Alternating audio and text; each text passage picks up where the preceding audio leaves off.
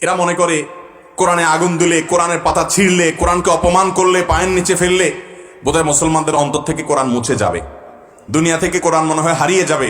এরা জানে না কোরআনের প্রতি তাদের এই অবমাননা, এই অসম্মান মুসলমানদেরকে কোরআনের আরো কাছাকাছি নিয়ে যায়। এরা জানে না এগুলো মুসলমানদের অন্তরে আরো দ্রোহের সৃষ্টি করে, কোরআনের প্রতি ভালোবাসা আরো বৃদ্ধি করে। এরা জানে না এটা হলো আগুনের মতো, যত বেশি ফুৎকার দেওয়া হবে এটি তত ছড়িয়ে পড়বে, এটি তত বিস্তৃত হয়ে পড়বে। এই সমস্ত কুলাঙ্গারদের যখনই ইসলাম বিদ্বেষী মুসলমানের শত্রুরা দেশে কিংবা বাইরে সব জায়গায় দেখবেন মুসলমানদেরকে ঘায়েল করার জন্য, আঘাত করার জন্য যখন টার্গেট বানায়, দুইটা জিনিসকে টার্গেট বানায়। কয়টা জিনিসকে টার্গেট বানায়? দেখবেন হয় আল্লাহ রসুল সাল্লাল্লাহু আলাইহি সাল্লামকে টার্গেট করে, তার চরিত্র নিয়ে কালিমা লেপন করার চেষ্টা করে, তাকে নিয়ে অপমানকর কথা বলার চেষ্টা করে, অথবা দেখবেন এই কোরআনকে অবমাননা করার চেষ্টা করে, কোরআনে আগুন দেওয়ার অপচেষ্টা করে, কোরআনকে লাঞ্ছিত করার চেষ্টা, ব্যর্থ চেষ্টা করে। তাদের এই চেষ্টার অন্যতম কারণ হলো তারা জানে এই মুহাম্মদ সাল্লাল্লাহু আলাইহি সাল্লামের ব্যক্তিত্ব, তার জীবন ইতিহাস আর এই কোরআন, এই দুইটা জিনিস গোটা পৃথিবীর মানুষকে কোরআনের পথে, ইসলামের পথে, আল্লাহর আনুগত্যের পথে এবং সঠিক দিনের পথে আসতে বাধ্য করে। অতএব এই দুইটার প্রতি তাদের আক্রোশ এবং বিদ্বেষ দেখবেন সবচাইতে বেশি। গত কয়েকদিন আগে আপনারা জানেন সুইডেনের একজন পলিটিশিয়ান, রাজনীতিক, সুইডেনের পুলিশি পহরায়, রাষ্ট্রীয় পৃষ্ঠপোষকতায় বলা যেতে পারে, কোরআন পুড়িয়েছে, কোরআনে আগুন লাগিয়েছে এবং কোরআনের বিরুদ্ধে বিশুদ্গার করে করে তিনি বক্তব্য রেখেছেন। এই কুলাঙ্গার, এই লোকটাই আরো কিছুকাল আগে গোটা সুইডেন জুড়ে, গোটা দেশ জুড়ে একটা কর্মসূচি ঘোষণা করেছে এবং সেটা পালন করেছে। কত কর্মসূচি তো আমরা শুনি দুনিয়াতে, সেই কর্মসূচি পালন করেছে কোরআন পড়ানোর কর্মসূচি। এরা মনে করে কোরআনে আগুন দিলে, কোরআনের পাতা ছিঁড়লে, কোরআনকে অপমান করলে, পায়ের নিচে ফেললে বোধহয় মুসলমানদের অন্তর থেকে কোরআন মুছে যাবে, দুনিয়া থেকে কোরআন মনে হয় হারিয়ে যাবে। এরা জানে না কোরআনের প্রতি তাদের এই অবমাননা, এই অসম্মান মুসলমানদেরকে কোরআনের আরো কাছাকাছি নিয়ে যায়। এরা জানে না এগুলো মুসলমানদের অন্তরে আরো দ্রোহের সৃষ্টি করে, কোরআনের প্রতি ভালোবাসা আরো বৃদ্ধি করে। এরা জানে না এটা হলো আগুনের মতো, যত বেশি ফুৎকার দেওয়া হবে এটি তত ছড়িয়ে পড়বে, এটি তত বিস্তৃত হয়ে পড়বে। এই সমস্ত কুলাঙ্গারদের এ ধরনের কর্মকাণ্ড যারা করে, সবচেয়ে অবাক করা বিষয় কি জানেন? পৃথিবীর যে সমস্ত দেশ, ইউরোপ, আমেরিকা সহ অনেক উন্নত দেশ, যারা আমাদেরকে সারাদিন সবক শোনায়, কি সবক শোনায়? মানুষকে মানবতাবাদী হতে হবে, নারীদের অধিকার প্রতিষ্ঠা করতে হবে।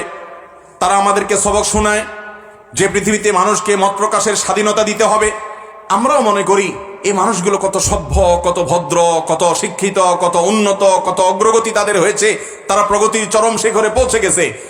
এদের ভেতরকার কদাকার যে অবস্থা আছে সেটা বেশিরভাগ মুসলমান আমরা দেখি না, যার কারণে আমরা বিভ্রান্তিতে পড়ে যাই। কিয়ামতের আগে অনেক বিভ্রান্তির ভিতরে এটা একটা বিভ্রান্তি যে মুসলমান অমুসলমানের অনেক চাকচিক্য, বাহ্যিক চাকচিক্য দেখে সে দিশেহারা হবে, ফিতনার মধ্যে পতিত হয়ে, ধোঁয়াশ এবং বিভ্রান্তের মধ্যে পতিত হয়ে সে নিজের মধ্যে নিজের সন্দেহের মধ্যে পড়বে যে এই যুগে মুসলমানদের চাইতে অমুসলমানরা ভালো।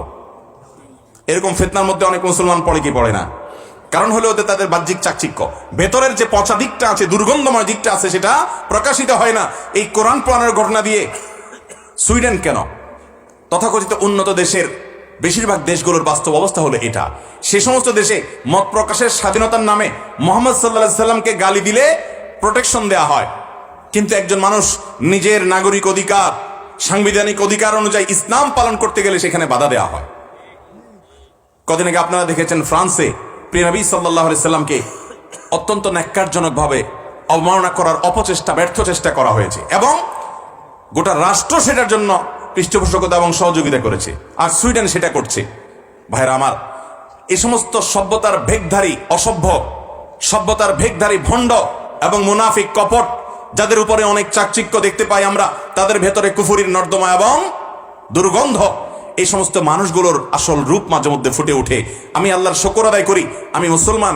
ইসলামের চাইতে উন্নত, ইসলামের চাইতে আপনার যৌক্তিক, ইসলামের চাইতে সুন্দর কোন পথ আল্লাহর জমিনে আরেকটি হতে পারে?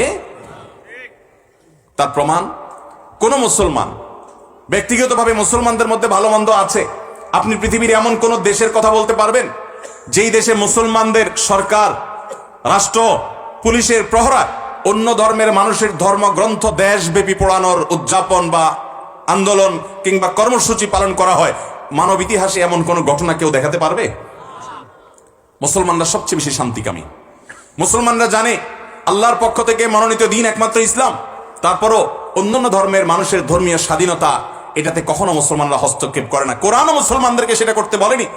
আল্লাহ বলেছেন লা ইকরাহা ফিদ্দীন, দ্বীনের ক্ষেত্রে, ধর্ম পালন, ধর্ম গ্রহণের ক্ষেত্রে কোনো বাধ্যবাধকতা চলবে না। যদি কেউ ভুল পথে যায়, শিরক কুফরের পথে যায়, তাহলে তার ঠিকানা জাহান্নাম হবে, সে আল্লাহর সাথে বুঝবে, কিন্তু কোনো বাধ্যবাধকতা সৃষ্টি করা যাবে। অতএব ভাইরা আমার, এই ইসলাম আমাদেরকে সবচেয়ে বেশি সভ্য করেছে, সবচেয়ে বেশি সম্মানিত করেছে, সবচেয়ে বেশি যৌক্তিক অবস্থান দিয়েছে। বিধায় মুসলমান হিসাবে আমরা প্রাউড ফিল করি। কোন অমুসলমান কুফরিতে নিমজ্জিত, শিরকে নিমজ্জিত, আল্লাহর প্রতি অবিশ্বাসী কোন মানুষ, তার বাহির যত চাকচিক্যময় হোক না কেন, একজন মুসলমান তাকে কখনো ইসলামের চাইতে উন্নত কোনো পথে আছে সে বিশ্বাস লালন করলে সে মুসলমানই থাকবে না। ভাইরা আমার, সুইডেনের এই ন্যাক্কারজনক ঘটনায় আমরা নিন্দা জানাচ্ছি, আমরা প্রতিবাদ এবং ঘৃণা প্রকাশ করছি। এবং আনন্দের কথা হলো, তুরস্ক, সৌদি আরবের পাশাপাশি আমাদের দেশ থেকেও আলহামদুলিল্লাহ সরকারিভাবে, দেশের তরফ থেকে রাষ্ট্রীয়ভাবে প্রতিবাদ জানানো হয়েছে, নিন্দা জ্ঞাপন করা হয়েছে। আমরাও এই ঘটনার প্রতি নিন্দা জ্ঞাপন করি।